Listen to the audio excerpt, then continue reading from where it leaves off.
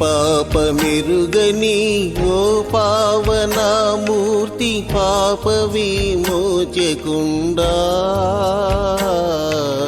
నా పాలి దైవమా నా పాపముల కొర ఈ పాటలు నొందినావా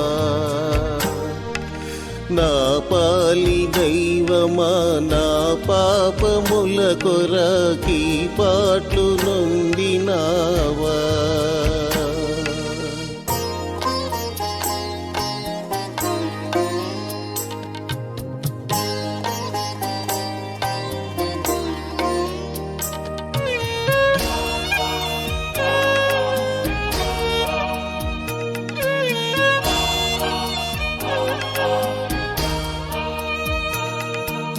ముళ్ళతో కిరీటమల్లి నీ శిరముపై చల్లాటమున ముత్తిరా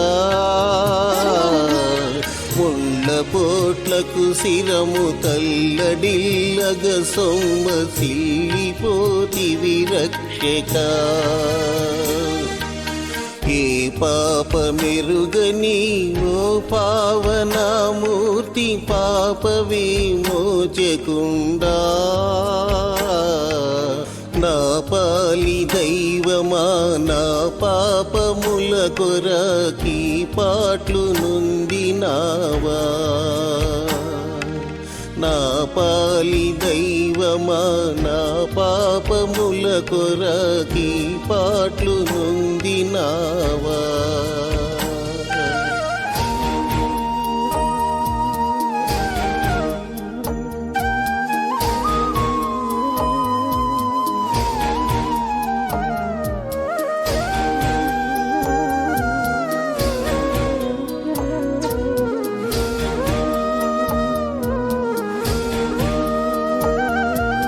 కలువరి గిరిదనుక సిలువ మోయలేక కలవరము నొందినావా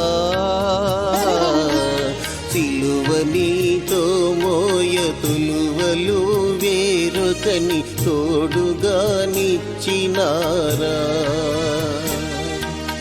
ఏ పాప మెరుగని ఓ పావనామూర్తి ఆయన యొక్క కుమారుని ద్వారా మనకు అనుగ్రహించిన రక్షణను బట్టి యేసయ్యను కూడా స్తుతించకూడదు. ఆయన పరిశుద్ధాత్మ పనుల నుంచి మనలను తన కుమారులుగాను కుమార్తెలుగాను నడిపించగలుగుతున్నటువంటి పరిశుద్ధాత్మ దేవుడికి కూడా స్తుతులను చెల్లించుకుంటూ మరొకసారి మనందరికీ తలలు మంచి దేవుని ఆత్మ కొరకు మనందరికీ సంపూర్ణమైనటువంటి దేవుని ఆత్మ మనలో ఉండడానికి మనము వాక్యము పఠనము చేయనప్పుడు వాక్యాన్ని ధ్యానించేటప్పుడు అలాగే ఇప్పుడు నేను వాక్యాన్ని ధ్యానిస్తున్నాను తప్పించి పఠించిన వారు పఠించారు వాక్యాన్ని మనం ధ్యానం చేసుకోవడానికి వెళ్తున్నాం కాబట్టి రెండు మాటలు మనం దేవుని యొక్క మనం పెట్టుకున్నాం. పరిశుద్ధుడా సర్వశక్తిమంతుడా నీ ఘనమైన నామమునకు వేలాది వందనాలు స్తుతులు స్తోత్రాలు. ఇదిగో మా ప్రభువా నీవు అనుగ్రహించిన నీ కుమారుని రక్షణకు ఆయన ద్వారా ఇచ్చినటువంటి రక్షణను బట్టి ఆయన ద్వారా నేను పొందుకుని ఉండేటువంటి పరిశుద్ధాత్మ శక్తిని బట్టి నీకు వేలాది వందనాలు. ఇదిగో ప్రభువా మా మధ్యలో మీరున్నారు తండ్రి. మా ప్రభువా మాకు రావాల్సినటువంటి ఆలోచనలు కానీ మాకు రావాల్సినటువంటి పఠనంలో మేము పఠించాల్సినటువంటి విషయాలను కానీ జ్ఞాపకం అందించుకొని ప్రతి విషయాన్ని నీ సన్నిధిలో దక్కించుకోవటానికి సహాయం చేయమని నీ కృపా ప్రకాశం మీరు ఎల్లప్పుడూ మాకు అందించమని నీ ప్రియకుమారుడును మా ప్రభువునైనా యేసే ఘనమైన నామమును బట్టి మిగిలి వేడుకొచ్చున్నాం తండ్రి. ఆమేన్. మనకు ఇవ్వబడినటువంటి ధ్యానాంశము మత మౌఢ్యము అని చెప్తూ ఆనాడు ఇశ్రాయేలీయులకి లేవి కాండంలో ఇచ్చినటువంటి ఒక ఆజ్ఞను మనం ఇక్కడ యెహోవా దేవుడు ఇచ్చినటువంటి ఆజ్ఞను మనం ఇక్కడ చూస్తున్నాం. మనకి ఇవ్వబడిన పాఠ్యంలో ప్రభు చెప్తున్నాడు, మిమ్మల్ని నేను ఏ దేశానికైతే నడిపిస్తున్నానో అక్కడ ఆ ప్రజలందరినీ మీరు కూడా నిర్మూలన చేయాలి. వారి మధ్యలో ఒకవేళ మీరు ఉన్నప్పుడు వారి యొక్క పద్ధతులు మీరు పాటించకూడదు. నేను యెహోవాను పౌరుషం గల దేవుడను, కాబట్టి వారు అనుసరించినట్లు, వారి దేవతలకు వారు అనుసరించినట్లుగా నా ఎడల మీరు చేయకూడదని ఖండితంగా దేవుడు వారికి ఆజ్ఞాపించారు. ఒకవేళ మీరు ఆ విధంగా వారిని అనుసరించి నడుచుకున్నట్లయితే, వారి పద్ధతులను మీరు అనుసరించినట్లయితే, మిమ్ములను ఆ దేశం మీ ముందర వారిని ఏ విధంగా అయితే కట్టివేసిందో తర్వాత మిమ్ములను కూడా అలాగే కట్టివేస్తుంది. జాగ్రత్త అని దేవుడు వారికి ఒక హెచ్చరిక ఇచ్చాడు. అదే హెచ్చరికను సొలొమోను మహారాజుకి కూడా ఆయన దర్శనంలో చెప్తూ, మరి నిన్ను నీ కుమారులు, మరి దావీదుని బట్టి నిన్ను నీ కుమారుని అందరినీ కూడా ఇక్కడ రాజులుగా ఉంచాలని నేను దావీదుకి ఇచ్చిన ప్రమాణాన్ని నేను జ్ఞాపకం చేసుకుంటున్నాను. అయితే మీరు నీ కుమారులు మరి నా ఆజ్ఞను మీరు పాటించకపోయినట్లయితే, ఇక్కడ నా ప్రజల్లో మీరు కలిసిపోయినట్లయితే మీకు చేయాల్సిన రీతిగా నేను మరి చేస్తాను. నేను పరిశుద్ధులను కాబట్టి మీరు కూడా పరిశుద్ధులుగా ఉండాలి అని చెప్పి వారికి ఆయన జ్ఞాపకం చేశాడు సొలొమోను రాజు. అయితే సొలొమోను రాజు మొట్టమొదటిగా అతను దారి తప్పినట్టు మనం వాక్యంలో చూస్తాం. మరి మొదటి రాజుల గ్రంథంలో ఈ విషయం మనం గమనిస్తాం. మరి తను చేసుకున్నటువంటి 1000 మంది భార్యలు కానివ్వండి, లేకపోతే ఇతర దేశస్తుల భార్య మరి కుమార్తెలను భార్యగా చేసుకోవడం, వీరందరూ కూడా ముఖ్యంగా ఐగుప్తు నుంచి ఏమి తీసుకురాకూడదని చెప్పాడు తండ్రి దేవుడు. మరి ఐగుప్తు నుంచి మీరు ఏది కూడా ఇక్కడికి తీసుకురావడానికి వీల్లేదు. కానీ మరి ఐగుప్తు రాజు యొక్క కుమార్తెను అతను వివాహం చేసుకోవడం, మరి మళ్ళీ అతను కుమార్తెను పెళ్లి చేసుకున్న వివాహం చేసుకున్న రాణి అయిన తర్వాత మరి ఆమెకు దేవాలయాలు కట్టాల్సి వచ్చింది. అలాగే ఇతర దేశ రాజుల యొక్క కుమార్తెలు అందరికీ కూడా అతడు ఉన్నత స్థలాల్లో దేవాలయాలను కట్టడం చేశాడు. మరి మొట్టమొదటి మనం 20వ అధ్యాయంలో, నిర్గమకాండం 20వ అధ్యాయంలో మొట్టమొదటి మనం చూస్తాము. మొలెకు దేవతకు మరి వాళ్ళు పిల్లల్ని బలిగా అర్పిస్తున్నారు. మొలెకు దేవత అంటే మరి చాలా భయంకరమైనది అనమాట. అది అంటే ఒక విగ్రహాన్ని, ఇతర విగ్రహాన్ని చేసి ఆ విగ్రహానికి కింద నుంచి మరి నిప్పు రాజబెట్టి, మరి ఆ విగ్రహం బాగా ఎర్రగా అయిన తర్వాత పసిపిల్లల్ని ఆ విగ్రహం చేతులు పెట్టినట్టుగా ఉంటుంది, కూర్చొని చేతులు పెట్టినట్టుగా ఉంటుంది. ఆ విగ్రహం చేతుల్లోనికి ఆ పసిబిడ్డలు పెడితే వాళ్ళు ఆ మొలెకు దేవతకి మరి బలి ఇచ్చినట్టుగా వాళ్ళు చెప్తారు. మరి ఈ చిన్నపిల్లల ఏడుపులు వినబడకుండా ఉండేలాగా వాళ్ళు మరి డ్రమ్స్ అన్నీ కూడా వాయిస్తూ ఉంటారు. ఇది దేవునికి అసత్యమైనటువంటి కార్యం, అది దేవునికి ఇష్టం లేదు. అయితే మరి యెరూషలేములోనే దేవాలయం ఉన్నటువంటి ఆ కొండలకు దగ్గరలోనే మరి సొలొమోను రాజు మీకు ఐగుప్తు రాణికి, ఐగుప్తు దేశం నుంచి వచ్చినటువంటి రాణికి మొలెకుకి దేవాలయాన్ని కట్టిస్తారు. మరి ఇంత భయంకరమైన వద్దు అని చెప్పినటువంటి దానిని అతను చేసిన గురించి మరి దేవుడు సహించాడు. మరి యథారాజా తథా ప్రజ. మరి ఈ విధంగా వాళ్ళలో ఉన్నటువంటి చుట్టుప్రక్కల ఉన్నటువంటి విషయాలన్నిటిని చూసుకొని మరి దేవుడు ఇచ్చినటువంటి ఆజ్ఞలను విడిచిపెట్టి వారు అనుసరించేటువంటి మతాన్ని, వారు అనుసరించినటువంటి భయంకరత్వాన్ని వారు ఏ విధంగా నడిపించాలో ఆ విధంగా నడిపించడం వల్ల వాళ్ళలో మతము అనేది, ఇది ఒక మతము, ఇది ఇలా చేస్తే మనకి వర్షాలు వస్తాయి, ఇది ఇలా చేస్తే మనకి మరి దేవుడి నుంచి దేవత నుంచి మనకి దీవెనలు వస్తాయి అనేటువంటి నమ్మికను వాళ్ళలో అది అక్కడ ఉన్నటువంటి మరి ప్రభుత్వులందరూ కూడా దాన్ని పాటించేలాగా చేశారు. వాళ్ళని మత మౌఢ్యులుగా వాళ్ళని చేశారు. ఇది దేవునికి అసహ్యమైనది. కాబట్టి వారికి మరి తను చేయాల్సిందంతా కూడా వాళ్ళకి చేశాడు.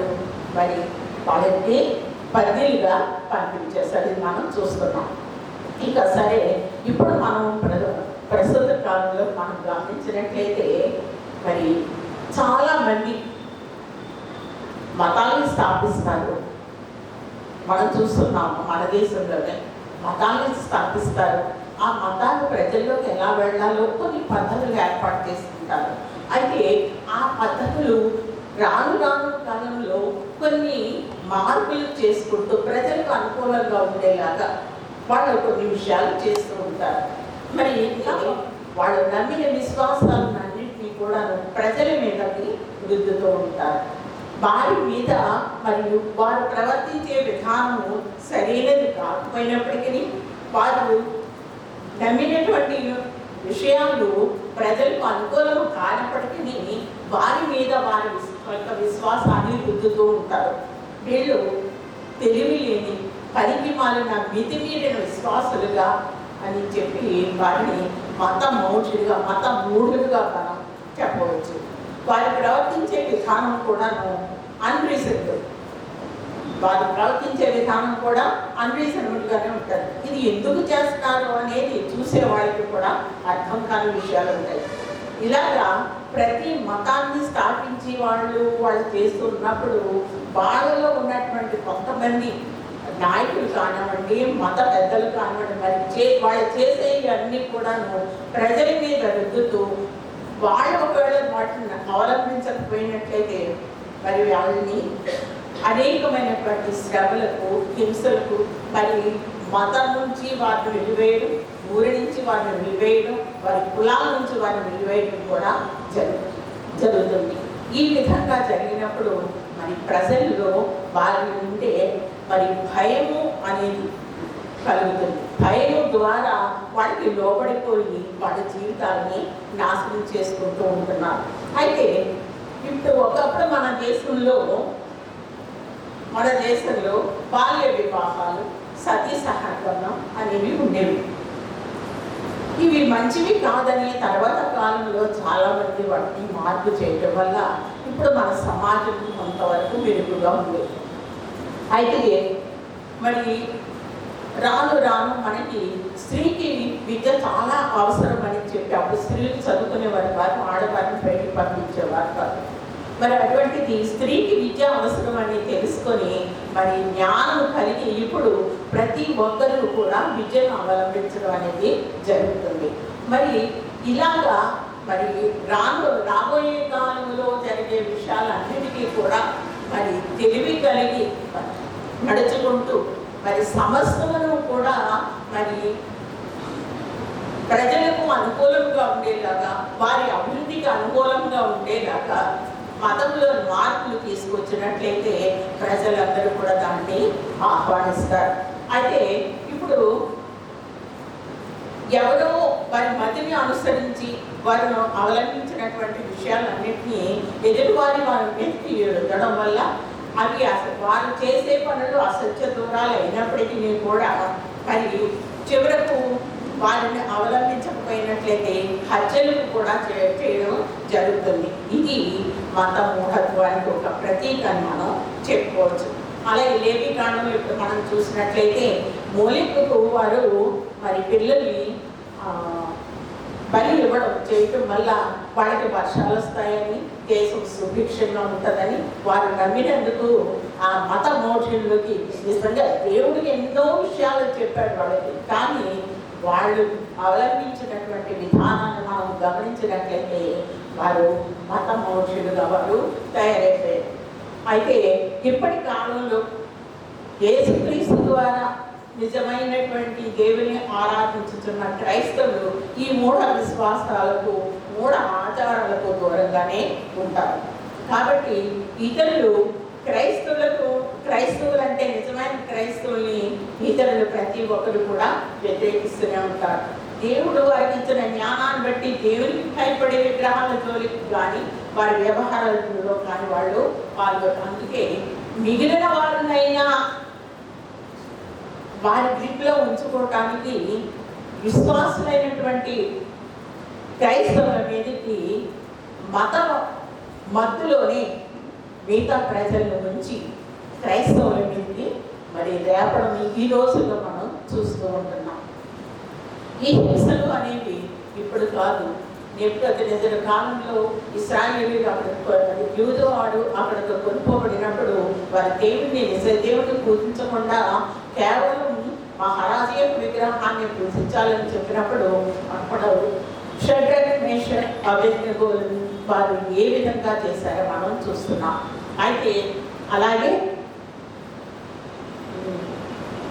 దానియేలు కూడా సింహభూమిలో వేయడం మనం చూస్తున్నాం. అంటే ఈ శ్రమలు అనేవి నిజ దేవుని ఆరాధించే ప్రతి వారికి వస్తూనే ఉంటాయి. మనుషులను జ్ఞానంలోనికి నడిపిస్తున్నటువంటి వారు ఎవరైనా సరే కానీ ఈ లోకంలో అనేకమైన హింసలు పొందడం అది పరిపాటి. అలాగే ఇప్పుడు యేసుక్రీస్తు తను ఈ లోకంలోనికి వచ్చిన తర్వాత మెస్సీగా ఆయన నమ్మినటువంటి ప్రజలు, మెస్సీగా ఆయన రుజువుపరుచుకున్న తర్వాత ఆయన వెంబడించినటువంటి ప్రజలందరూ కూడా లేదా ఆయన ఏర్పరచుకున్నటువంటి శిష్యులకి ఆయన మరి ఇప్పుడు చెప్తున్నారు. యోహాను సువార్త 16:1-6 వారిని విశ్వాసమందు బలపరుస్తూ ఇప్పుడు నేను పంపిన వారి యొద్దకు నేను వెళుతున్నాను. ఇప్పుడు వరకు నేను మీతో ఉన్నాను. దీనికి వచ్చినటువంటి ఏ శ్రమైనా యేసు మీదే పడింది తప్పించి, యేసుక్రీస్తు మీదే పడింది తప్పించి ఇంతవరకు వారు శిష్యుల జోలికి పోలేదు. అందువల్ల ప్రభు చెప్తున్నాడు ముందుగానే, నేను మీకు ఈ విషయాలు ముందుగానే చెప్తున్నాను, జాగ్రత్తగా ఉండండి. అయితే ఈ జరగబోయే విషయాలన్నీ మీకు ముందుగా చెప్తున్నాను కాబట్టి మీరు విశ్వాసం నుంచి తొలగిపోకుండా మరి ఎదురు చూడండి అని ప్రభు చెప్తున్నాడు. నిన్ను చంపు ప్రతి వాడు దేవుడికి సేవ చేస్తున్నానని అనుకునే రోజులు ఉన్నాయి. ప్రతి వాడు అలాగని అనుకుంటాడు నిన్ను చంపాలని. ఇప్పుడు నేను పంపిన వారి దగ్గర నేను వెళుతున్నాను కాబట్టి మీతో కూడా ఇంతవరకు మీతో ఉన్నాను కాబట్టి నేను చెప్పలేదు. ఇప్పుడు జరిగిపోయే కాలం మరి వచ్చింది కాబట్టి నేను మీకు ఇప్పుడు వీటిని సంప్రదిస్తున్నాను అని ఆయన వారిని హెచ్చరించారు. వారు ఎప్పుడైతే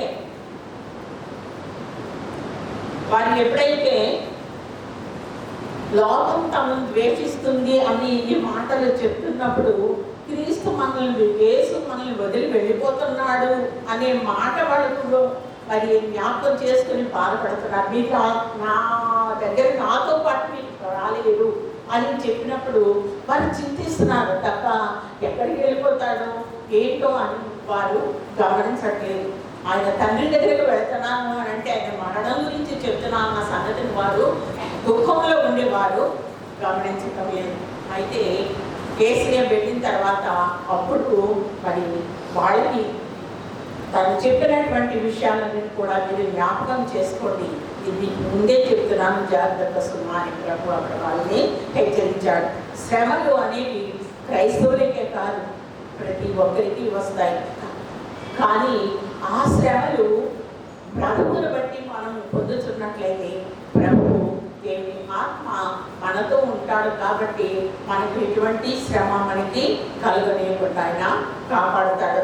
శిష్యులందరూ కూడా ఈ శ్రమలో మరి చనిపోయారు. ఒక యోహాను గారు మాత్రం ఆయన వయస్సు మీరినంత తర్వాత ఆయన మరణం పొందాడు.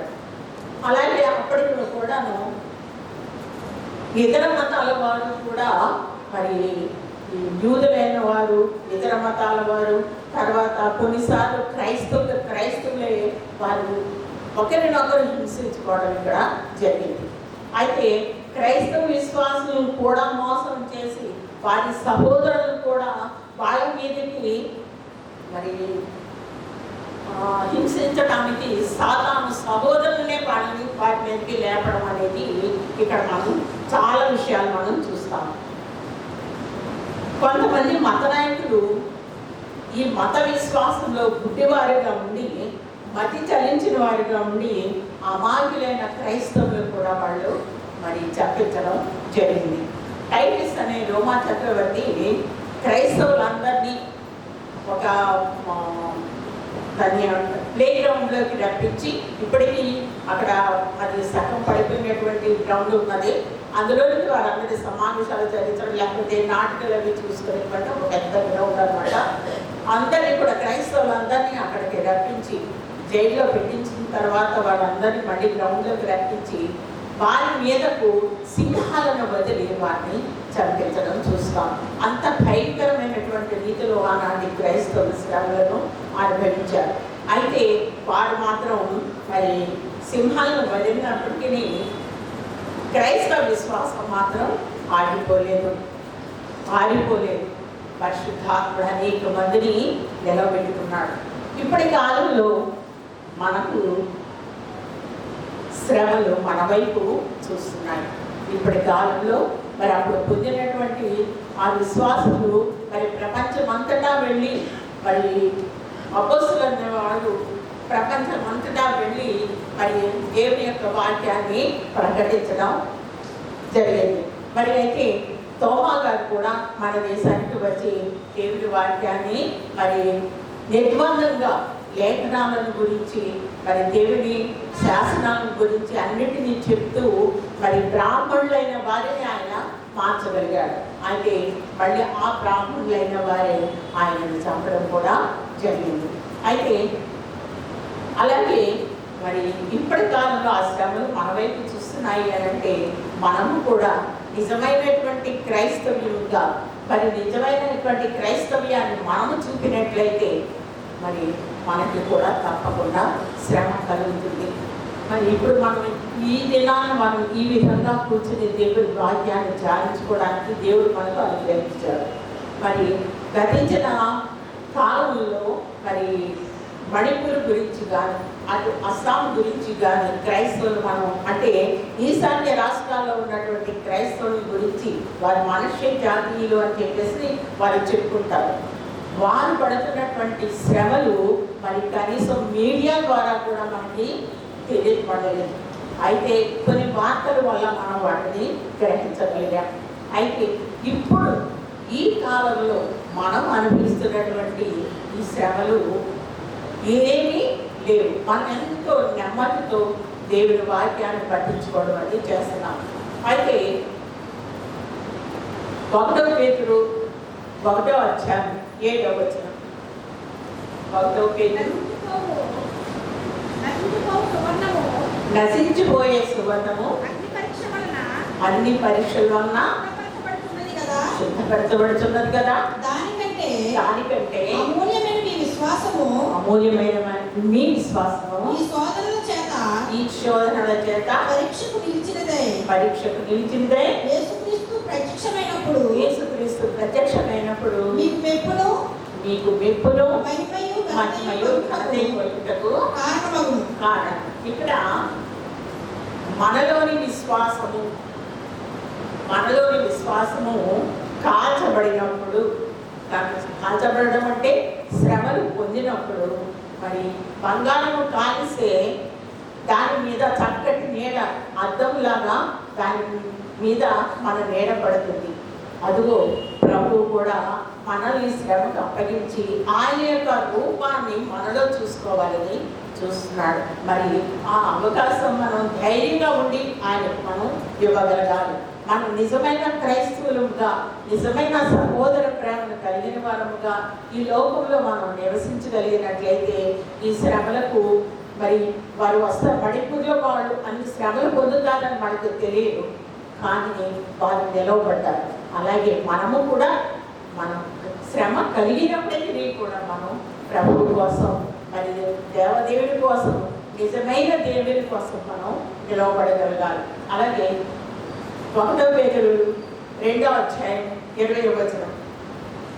తప్పిదములకై దెబ్బలు తిరిగినప్పుడు మీరు సహించిన ఎడల మీకేమి ఘనము? తప్పిదం చేసి దెబ్బలు తింటే మీరు మేలు చేసి బాధపడినప్పుడు మీరు సహించిన ఎడల అది అది దేవునికి హితమగును. అది దేవునికి హితమగును. కాబట్టి మనం శ్రమ పొందినప్పుడే దేవునికి మహిమ. కాబట్టి మనము శ్రమయందు కూడా ఓర్పు కలిగి దేవుని రాకడ కొరకు, దేవుని కార్యాల కొరకు మనం సిద్ధపడవలసి ఉన్నది. తర్వాత మరి 1 పేతురు 3వ అధ్యాయంలో 1 పేతురు 3వ అధ్యాయం 14, 15, 16 వచనాల్లో ఒకసారి చూడండి. మీరు ఒకవేళ నీతి నిమిత్తము శ్రమపడిన మీరు ధన్యుడే. వారి బెదిరింపునకు భయపడకుడి, కలవరపడకుడి. నిర్మలమైన మనస్సాక్షిని కలిగిన వారే మీలో ఉన్న నిరీక్షణను కూర్చి మిమ్మల్ని హేతువాడుకు ప్రతివానికి సాత్వికముతోనూ భయముతోనూ సమాధానం చెప్పుటకు ఎల్లప్పుడూ సిద్ధముగా ఉండి మీ హృదయములందు క్రీస్తును ప్రభుగా ప్రతిష్ఠించుడి. అప్పుడు మీరు దేని విషయమై దుర్మార్గులను దూషింపబడుతారో దాని విషయమై క్రీస్తునందరూ మీ ప్రవర్తన మీద అపరింద వేయవారు సిగ్గుపడతారు. కాబట్టి మనము హింసింపబడుతున్నాము, లేదా మనల్ని అన్యాయంగా తిడుతున్నారు, మనల్ని అన్యాయంగా కొడుతున్నారు, మనల్ని అన్యాయంగా న్యాయస్థానానికి లాగుతున్నారు అని మనము బాధపడక్కర్లేదు. మనము హింస పొందుతున్నామని మనం ఏడవనవసరం లేదు.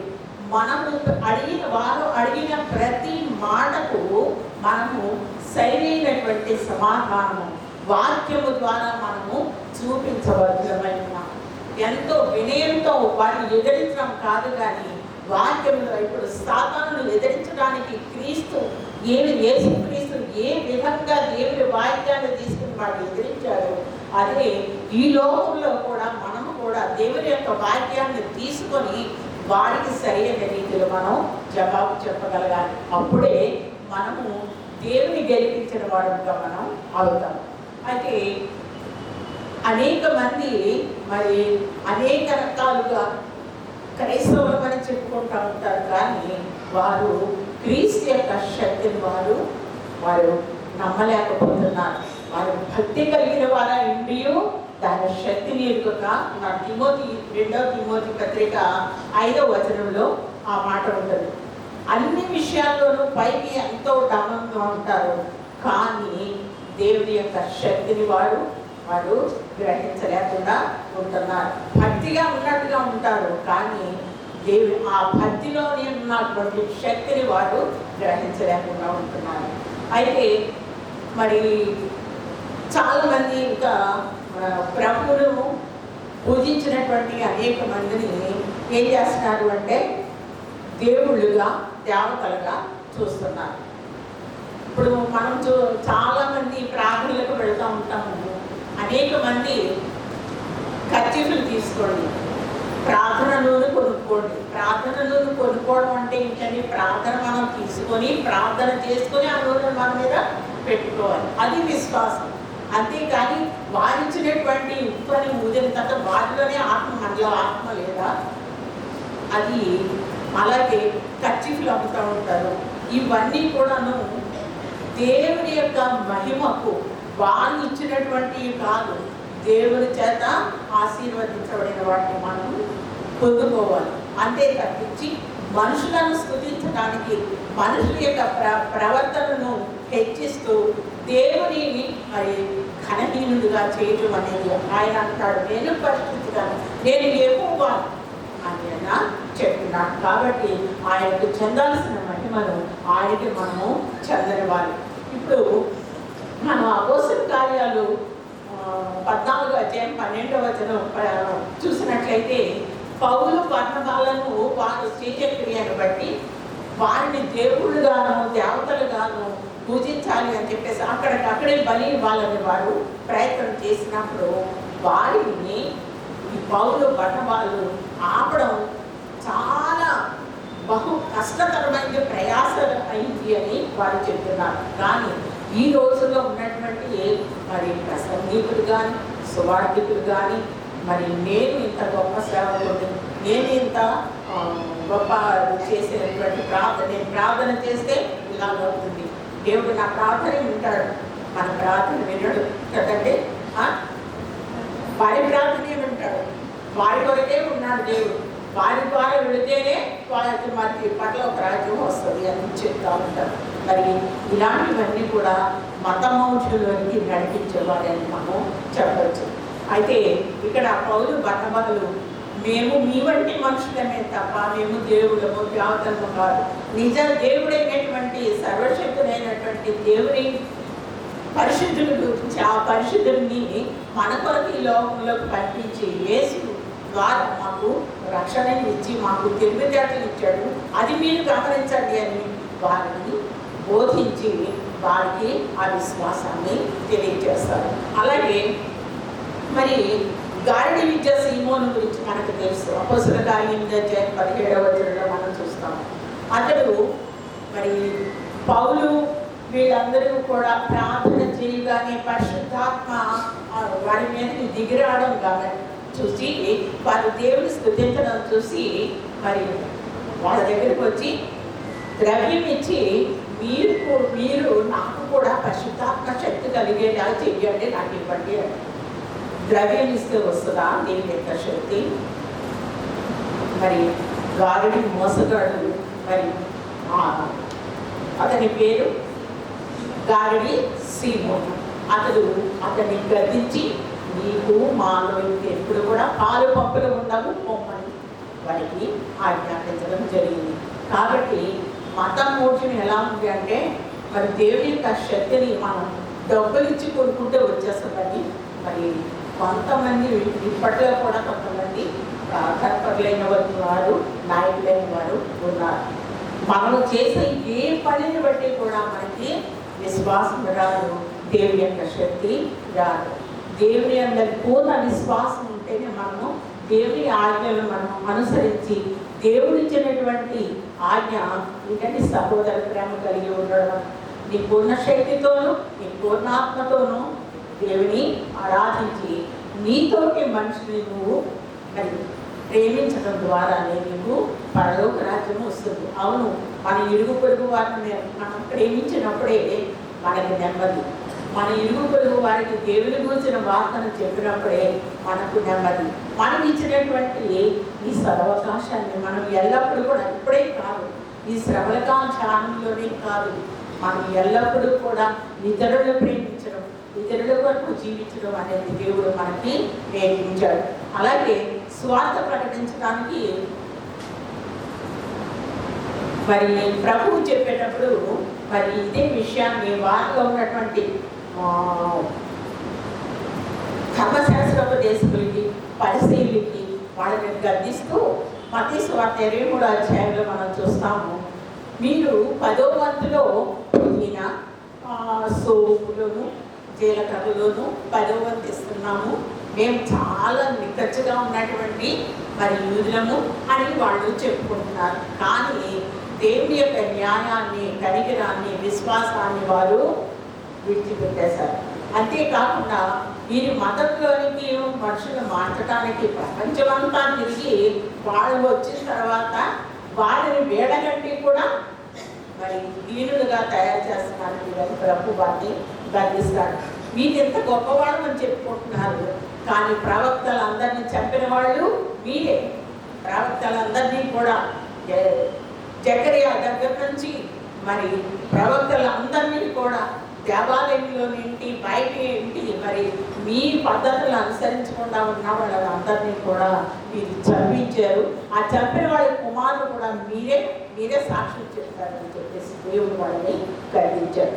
అయితే మరి ప్రభువు చెప్పినటువంటి స్వార్థ ప్రకటించడంలో మరి శ్రమ లేకుండా ఏ విశ్వాసి కూడా ఉండలేడు.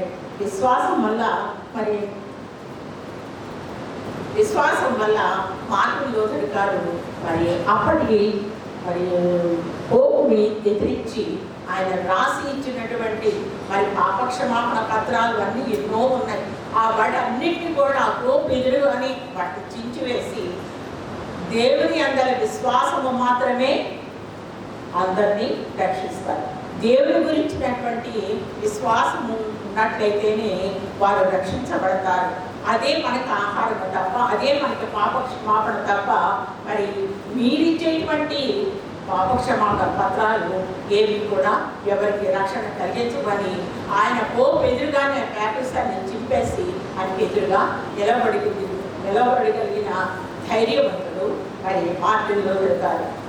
అలాగే ఇప్పుడు మనం చూస్తున్నాము మన దేశంలో ఇటు మన రాష్ట్రంలో కూడా మరి ఇంతకు ముందు చర్చ ఇక్కడ జరుగుతుంది అనేసరికి ఏ మేడం వెళ్ళినా సరే కానీ ఆ చివరి నుంచి ఆపి సౌండ్ లేకుండా వెళ్ళి మళ్ళీ ఆ చివరికి వెళ్ళిన తర్వాత ఆ సౌండ్ ఉపయోగించడం. కానీ ఇప్పుడు మనకి ఇక్కడ ఆరాధన జరుగుతూ ఉంటుండగా కూడా మరి ఆ డ్రమ్స్ వాయించుకుంటా ఆ మేళాలు వాయించుకుంటా వెళుతూనే ఉంటుందా అంటే ఇప్పుడు దేవుడి వాక్యాన్ని అంటే దేవుని వాక్యాన్ని అనుసరిస్తున్నటువంటి క్రైస్తవులకు శ్రమలు ఆరంభమయ్యాయి. మనం చూస్తున్నాం మన దేశంలో అనేకమైన చోట్ల అనేక రీతులుగా సమస్తమైనటువంటి క్రైస్తవులందరికీ కూడా ఎన్నో శ్రమలు పొంచి ఉన్నాయి. ఇప్పుడు మన దక్షిణ భారతదేశంలో కొంతవరకు మతం కలహాలు ఏమీ లేవు, కొత్తగా ఉన్నాయి. కానీ వాటిని జయించేటువంటి వారు ఎదుర్కొనేటువంటి వారు అనేక మంది ఉన్నారు.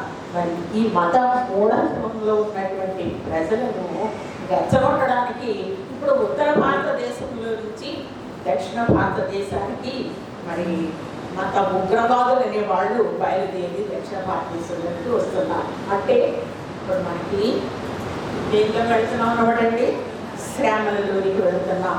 మనం ఇప్పుడు తయారుగా ఉన్నాం. మనం ప్రతి క్రైస్తవునికి శ్రమ లేకుండా విశ్వాసం కాలేదు. శ్రమలో కూడా నిరీక్షణ కలిగి ఉంటేనే అతడు విశ్వాసం కలిగిన వాడు. అలాగే విశ్వాసం వల్ల క్రైస్తవ జీవితానికి బలం పడుతుంది. శ్రమలే కిరీటం, సిలువే సింహాసనం. శ్రమలే కిరీటం, మనకి సిలువే సింహాసనం. మరి ఈ విషయాలన్నింటినీ కూడా మనం జాగ్రత్తగా ఉండడానికి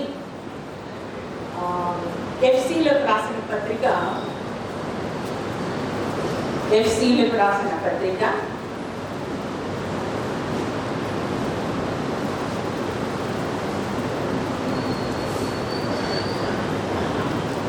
ఎఫ్సీల 6వ అధ్యాయము 10వ వచనం నుంచి మనం చూసినట్లయితే మరి పౌలు గారు ఎఫ్సీలకు రాస్తూ క్రైస్తవులు ఏ విధంగా భక్తి కలిగి శ్రద్ధ కలిగి ఉన్నట్లయితే మనం ఏ విధంగా వీటిని జయిస్తామో అనే దాని గురించి ఆయన చెబుతూ మరి అపవాది తంత్రాలను ఎదిరించుటకు శక్తివంతులగినట్టు సర్వాంగ కవచములు ధరించుకున్నాడు.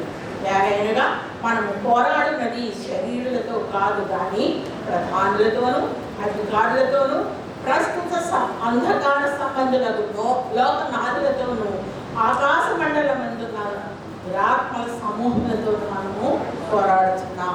కాబట్టి మనము ప్రార్థన మరి ఆపద్దినమందు వారిని ఎదిరించడానికి సమస్తము నెరవేర్చగలిగిన వారిని నిలబెట్టకు శక్తివంతులకు దేవుడిచ్చిన సర్వాంగ కవచాన్ని ధరించుకోండి అని ఇక్కడ మరి పౌలు గారు ఈ ఎఫ్సీ సంఘానికి చెప్తున్నారు. మనం అందరూ దాన్ని జాగ్రత్తగా గమనించినట్లయితే దేవుడి యొక్క మరి ప్రతి ప్రణాళిక కూడా మరి ఆయన ప్రజల కొరకు ఆయన ఏర్పాటు చేసి ఉన్నాడు.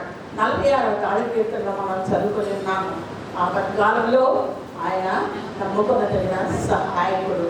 భూమి మార్పునందులను నడిసంద్రంలో పర్వతములు మునిగినను మనము భయపడనవసరం లేదు. దేవుడు మనకి తోడై ఉన్నాడు. కాబట్టి సమస్త విషయములందు మోకరించి మనం ప్రార్థన చేసినట్లయితే మరి మన సహోదరుల కొరకు మన సహోదరుల కొరకు అంతేకాకుండా క్రైస్తవేతరులైన నమ్మకం కలిగి ఉన్నటువంటి వారి గురించి కూడా మనం ప్రార్థించి వారిని రక్షణలోకి తీసుకొచ్చినట్లయితే మరి ఈ మతం మూఢత్వం నుంచి మనం అనేక మందిని రక్షించిన వారుగా అవుతాం. కాబట్టి మనలో ఏదైనా మతం మూఢత్వానికి సంబంధించింది ఏదైనా మనలో ఉందేమో మరి ఇతరులకు నచ్చనిది మనలో ఏదైనా ఉన్నదే వాటిని మనం విడిచిపెడదాం. అలా విడిచిపెట్టి దేవుని యొక్క శక్తిని బట్టి ఆయనలో మనం కుమారులుగాను